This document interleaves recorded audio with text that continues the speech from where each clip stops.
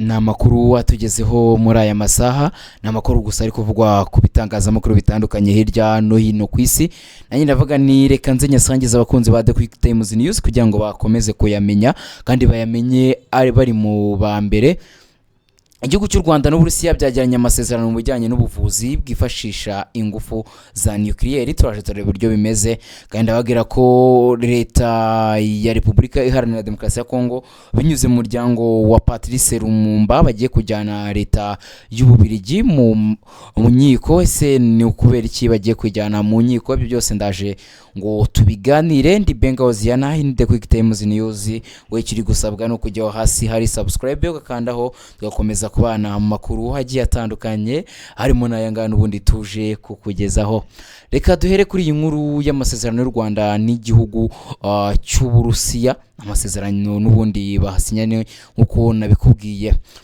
Binyuze muri Minisiteri y'Ubuzima, u Rwanda n'igihugu cy'Uburusiya byajyanye amasezerano yo gufatanya mu guteza imbere ubuzima mu nzego zinyuranye harimo n'ibijyanye n'ubuvuzi bwifashisha ingufu za nucleaire. Ni amasezerano yashyizweho umukono na Minisitiri w'Ubuzima w'u Rwanda Dr Sabin Nsanzimana hamwe na mugenzi we w'Uburusiya Mikhail Murashko. Abo bayobozi bombi basinye ayo masezerano i Geneve mu gihugu cy'Ubusuwisi ubwo bari mu nama yiga ku buzima ku rwego rw'isi iri kuba ku nshuro yayo ya 79. Iyi nama ikaba yaratangiye tariki ya 18 Gicurasi ikaba izageza tariki ya 23 Gicurasi muri uyu mwaka wa 2026 n'ubundi. Ubutumwa ambasade y'u Rwanda mu gihugu cy'Uburusiya yanyujije kuri X nyuma yo gusinya ayo masezerano bugaragaza ko harimo agizwe n'ubufatanye mu guteza imbere gahunda zo kwita ku buzima no kongerera ubumenyi n'amahugurwa batanga serivisi z'ubuvuzi. Ayo masezerano kandi yagizwe n'ibijyanye no gufatanya mu kwirinda, gusuzuma no kuvura indwara zandura n'izitandura, kuzamura ubugenzuzi bukorwa na leta ku miti n'ibikoresho byo kwa muganga hamwe no gukora ubushakashatsi mu by'ubuvuzi. Hari kandi kwita ku buzima bw'umubyeyi n'ubw'umwana, by'umwihariko kugabanya abana bapfa bavuka n'abataragira imyaka 5 hamwe no gufatanya mu buvuzi bwifashisha ingufu za nucleaire.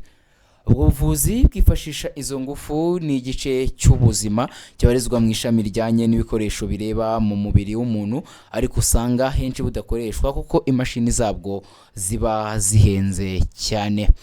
Mu buvuzi bwifashisha ingufu za nucleaire harimo imashini nka single photon emission computed tomography cyangwa se SPECT n'izindi zizwi nka positron emission tomography cyangwa se PET scan.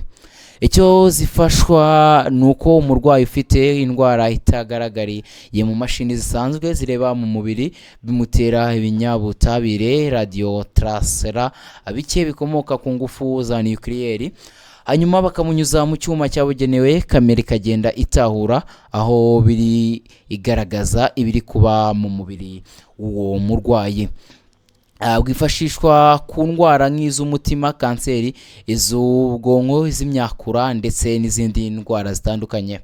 Ubwo buvuzi mu Rwanda bwemejwe n'inama y'abaminisitiri yateranye mu Gushyingo 2025 aho by'umwihariko yemeje amasezerano y'ubufatanye hagati ya leta n'abafatanyabikorwa azatuma serivisi z'ubuvuzi bwifashisha ingufu za nucleaire zitangira gutangwa mu Rwanda.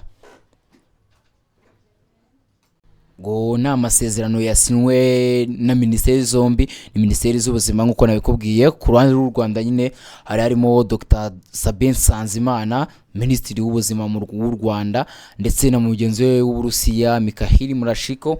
N'amasezerano biteganyijwe ko hari byinshi agomba guhindura mu buvuzi hano mu Rwanda kuko mwumvishe nk'imashini zimwe zizwi nka scaneri ariko zitakora nk'iscaneri n'ubundi zaye zisanzwe uko zo zishobora kubona ibyo scaneri zisanzwe zitabonye. Ubwo no gutegeza tukareba ni mu n'ubundi n'inyuma yuko mu minsi mike ishize ku nkuru mwe mwakurikiye n'undi hano kuri The Quick Times News twe twababwiye ko u Rwanda n'Uburusiya bagiranye amasezerano ku bijyanye no kubaka inganda za nucleaire. Gusa noneho hayisazamo no ku ruhande rw'ubuzima ariko hazajya yifashishwa ingufu za nucleaire n'ubundi bitandukanye n'ubundi nari amasezerano bari basinye. Ubwo n'imikoranire mishya hagati y'u Rwanda n'igihugu cy'Uburusiya. Imikoranire twagitegaho byinshi ko hari ibyo igiye guhindura ku ruhande rw'ibihugu byombi, by'umwihariko ku ruhande rw'u Rwanda.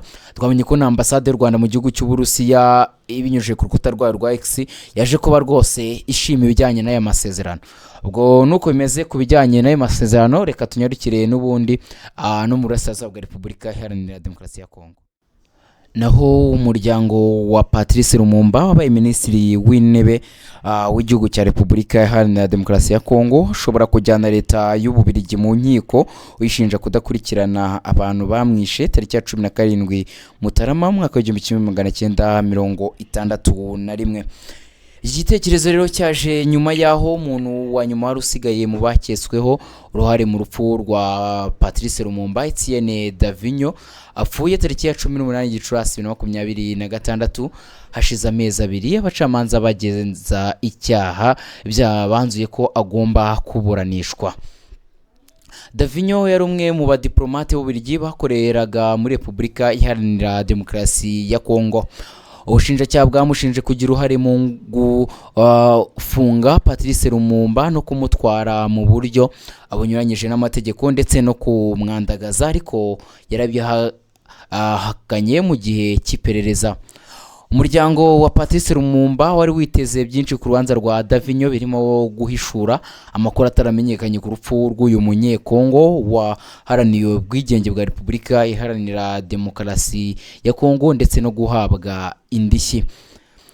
Mwishwa rya Patrice Lumumba witwa ubwo ni mwishywa Patrice Lumumba witwa Jean-Jacques Lumumba niyumva uburyo ababiligi bagera ku 10 barimo abahoze ari abakozi mu rwego rwa gisivili, abapolisi n'abashinzwe iperereza bashinjwaga uruhare mu rupfu rw'umuntu wabo bataburanishijwe. Jean-Jacques abona ko leta y'Ububiligi yahaye ababiligi igihe gihagije kugira ngo bapfe bataryojwe uruhare bashinjwe mu rupfu rwa Lumumba, bityo ko nayo yakabaye ibibazwa. Ikinyamakuru Jeune Afrique cyatangaje ko gifite amakuru avuga ko abanyamategeko b'umuryango wa Lumumba bari gutekereza ku kuba bashoza urubanza rw'indishyi kuri leta y'Ububiligi.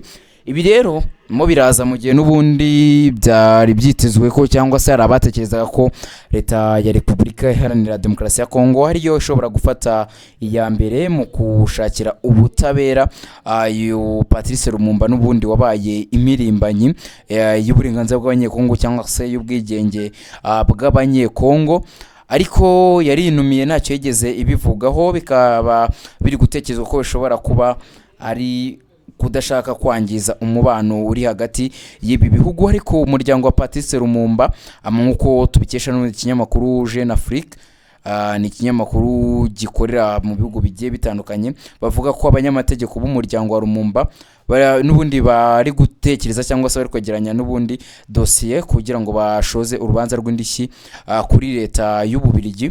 Uko nta kindi gishoboka, nta muntu ushobora gutabwa muri yombi ku bijyanye n'urupfu rwa Patrice Lumumba, ahubwo bo icyo bajya kuburana nacyo ni ku ndishyi y'akababaro kuba umuntu wabo atarahawe ubutabera.